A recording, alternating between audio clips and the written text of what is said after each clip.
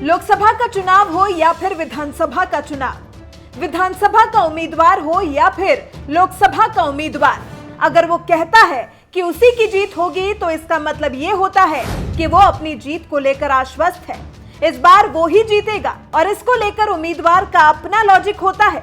जैसा कि विधानसभा में उसको लेकर काफी लोग खुश हैं और हर जगह उसके नाम को लेकर लोग चर्चा कर रहे हैं और जनता खुद ही उसका प्रचार कर रही है। और इस मामले में और भी बातें कही जा सकती हैं, लेकिन अगर उस पार्टी का मुखिया और देश का बड़ा चेहरा जिसके नाम को लेकर देश का चुनाव हो रहा है, अगर वो ये बात कह रहा है तो इसका मतलब क्या निकाला जाए कि 2019 लोकसभा चुनाव एक बार फिर वो ही जीतेगा और वो ही फिर दोबारा प्रधानमंत्री बनेगा। ये बात हम इसलिए कह रहे हैं कि इसके जवाब में प्रधानमंत्री मोदी ने दूरदर्शन को एक इंटरव्यू देते हुए कहा है कि मैं पूरे आत्मविश्वास के साथ कह रहा हूं कि देश में बीजेपी की लहर है और वो भी अभूतपूर्व लहर है।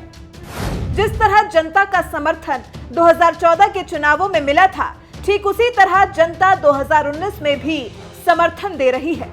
दूरदर्शन से बात करते हुए प्रधानमंत्री मोदी यही नहीं रुके और आगे यूपी का जिक्र करते हुए कहा कि सपा, बसपा और कांग्रेस इतने डरे हुए हैं कि पूछना ही नहीं और गठबंधन करके आ गए, फिर भी हम यूपी में बढ़त बनाए हुए हैं। और वहीं कांग्रेस अध्यक्ष राहुल गांधी ने केरल की वायनाड सीट से चुनाव लड़ने का विकल्प चुन लिया है। इसका मतलब ये हुआ कि राहुल गांधी को अपने परिवार की पारंपरिक सीट अमेठी से भी जीत का भरोसा नहीं है।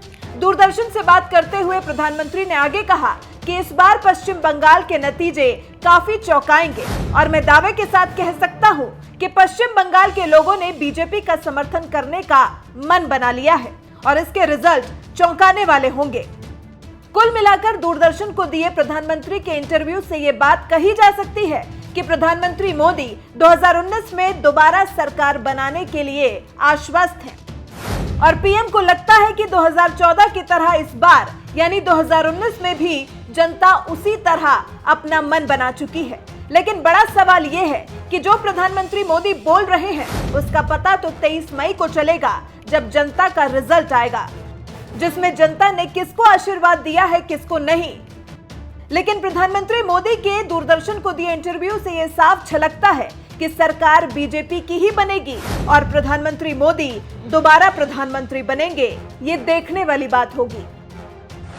आजादी के लिए सर्वोच्च बलिदान देने वाले शहीद वीर नारायण सिंह और वीर गुंडाधुर को मेरा कोटि कोटि नमन। मैं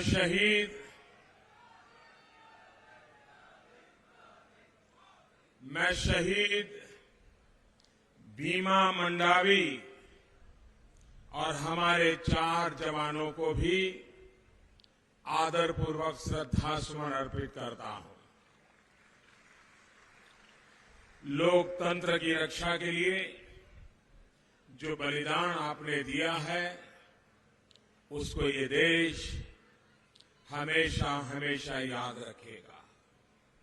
साथियों, ये दुर्भाग्यपूर्ण है कि हमला उस क्षेत्र में हुआ जहां नक्सलियों के प्रभाव को बहुत कम किया जा चुका था। सवाल ये कि आखिर ऐसा क्यों हुआ?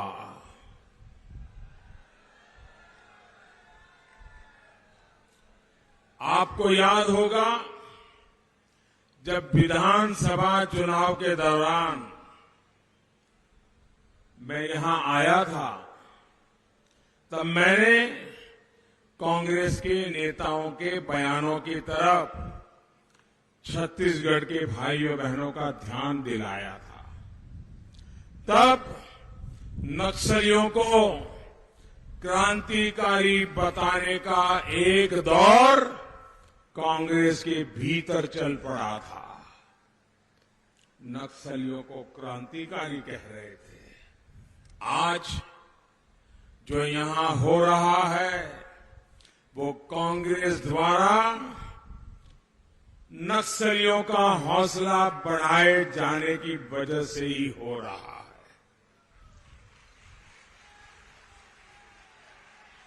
भाइयों बहनों, आखिर ये कैसी राजनीति है?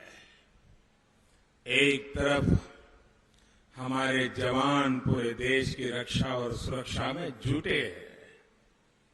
आदिवासी इलाकों में, पिछड़े इलाकों में नई सड़कें बने, रेल लाइनें बिछे, गांव-गांव बिजली पानी पहुंचे, गांव-गांव में मोबाइल का नेटवर्क पहुंचे, उद्योग धंधे लगे। इसके लिए हम सभी दिन रात लगे हैं। वहीं दूसरी तरफ फिर से प्रदेश को हिंसा के भयानक दौर में धकेलने की साजिश चल रही है। नक्सलियों, माओवादियों के इन समर्थकों से आपको सावधान रहने की जरूरत है। साथियों, नक्सलियों का ये मनोबल कांग्रेस के ढकोसला पत्र से भी बढ़ रहा है। कांग्रेस जिसे मैनिफेस्टो कहती है, वो उनका ढकोसला पत्र है और उस ढकोसला पत्र में इसकी बू आ रही है। इस चुनाव में कांग्रेस ने ऐलान किया है कि अगर दिल्ली में उसकी सरकार बनी तो वो राष्ट्रद्रोह का कानून खत्म कर देगी। इसका मतलब क्या हुआ? मतलब ये कि जो यहां जंगलों में शांति से रहने वाले हमारे आदिवासी परिवारों को, बच्चों को भड़काते हैं, जो अपने स्वार्थ के लिए इनको हथियार पकड़ाते हैं, ऐसे लोगों को अब खुला लाइसेंस मिल जाएगा, खुली छूट मिल जाएगी। उन पर वैसी सख्त कार्रवाई नहीं हो पाएगी जो हमारी सरकार कर रही है। भाइयों और बहनों, क्या राष्ट्रद्रोह का कानून हटना चाहिए? पूरी ताकत से बताइए, क्या राष्ट्रद्रोह का कानून हटना चाहिए? कांग्रेस का हाथ विकास के साथ या विनाश के साथ है? क्या आप चाहते हैं कि छत्तीसगढ़ हिंसा के उस पुराने दौर में पहुंच जाए? छत्तीसगढ़ को लैंडमाइन चाहिए या फिर छत्तीसगढ़ को बिजली की लाइन और पानी की पाइपलाइन चाहिए? भाइयों बहनों, कांग्रेस का पंजा सिर्फ नक्सलियों के साथ ही नहीं है, बल्कि उन लोगों के साथ भी है जो देश के टुकड़े टुकड़े करना चाहते हैं।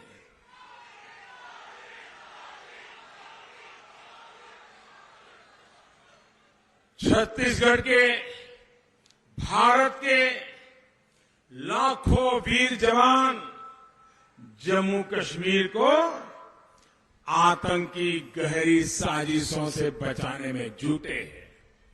वहां के नागरिकों की रक्षा में अपना प्राण दे रहे हैं। लेकिन कांग्रेस का पंजा उनको भी कमजोर करना चाहता है।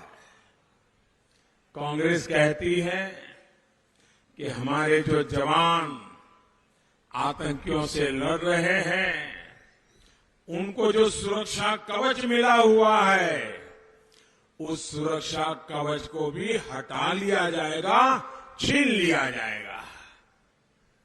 क्या ये शोभा देता है? क्या ये सही सोचा जा रहा है? क्या